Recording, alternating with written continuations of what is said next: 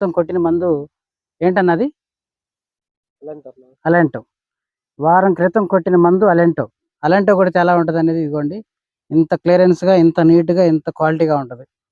మంచి ఫ్లవర్ మీద అలెంటో. తర్వాత ఇప్పుడు తేముంది. దీనికి ఆరిపోలేదు. చేను కమ్మేసేసరికి తేమ త్వరగా ఆరిపోలేదు. సో, తేమ గూడా ఉంది గాబట్టి కింద సీఎన్, సీఎన్ మరియు 28, 28 చల్లించడం జరిగింది. ఒక 4, 5 రోజుల క్రితం.